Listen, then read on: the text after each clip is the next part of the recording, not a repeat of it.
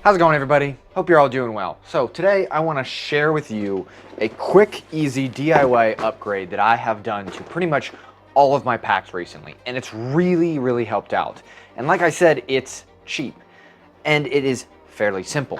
Now, you're only going to need 2 items, one of which is going to be shock cord, and you can buy this off Amazon. I'll link it in the description box below. It's fairly simple and easy. And then you're going to need probably one of these. I just got a big pack, like a locking collar. Honestly, I forget what these things are called. Yeah. Go ahead and hit like and subscribe if you ever forgot something that you really need to know and you just can't remember it at this time, because that's what this is. Anyways, you're going to need one of those. So you can simply pick these up. Now, I'm going to show you the upgrade itself is honestly on the bottom. And as you see this, it's fairly simple and it might be common sense to a lot of you, but backpacks don't come with these. Some of them do, but most of them do not. And it's a simple X frame, honestly, of shock cord. And a lot of times it's pretty cool is because you can run this through the back or the strap loops, because these are all hollow through here, if your backpack has that, and you can run shock cord through this.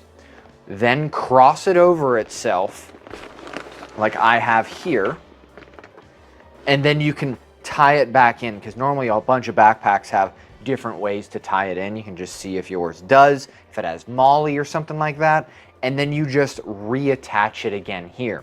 And what this allows is you can use this in adjustable, so you can stuff anything you want in here.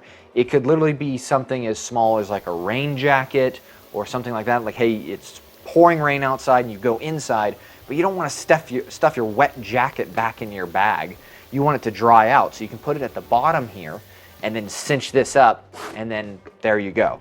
You can put a raincoat, you can put, sleeping pads down here if it's a large enough pack, or whatever you want. Whatever, like a towel if you're going to the beach, extra set of clothing. You could even put a dry sack, like if you had one of those actually sealed dry sacks, put extra clothes in it and then put it in here. One, this is maximizing the space. So you can put something else here, but then leave your backpack open and available for other gear throughout your hike, throughout your day, throughout your assault, if you're using it as an assault pack or something like that in the military, law enforcement realm, whatever it may be. And it's fairly lightweight. Now, you can get different sizes. This stuff is pretty thin, and then this is really thick. It just depends. I found that the thinner stuff tends to abrade pretty quickly, especially if you keep sitting on the ground, standing back up, sitting on the ground, moving it around, stuff like that. So I tend to go with something thicker, but you don't have to. Now, if you're familiar, my subscribers are in my other videos, I tend to talk about shock cord on the exterior as well in the same configuration. It just didn't come to my attention that I probably should do the same thing to the bottom, and it's super easy, especially if you loop it through those straps, those waist straps, this big pass-through in here. Now, I've done this is a Hyperlite pack, and it doesn't come with it, so I modified it, which isn't just looping it through, but also my other Hyperlite packs, like the Southwest 4400 and all that stuff, they have a sealed system here. So all I did, fairly simple, was honestly just take, man, this thing needs to go back to Benchmade. It's fairly abused, Benchmade Infidel. This thing's been beat. It doesn't even come out all the way. But anyways, what I do is I would do a little bit of a hole, because it's stitched down along the side.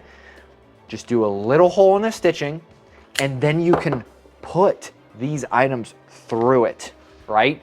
And now you can use it, and it's very stable. Now, if you want, you can re-sew that and not be worried about it, but that is what I have done to great success in the last few months, because I was just testing it and I wanted to see how it works, and here I am talking about it because it clearly worked for me. So now I'm just passing on that information. So fairly simple.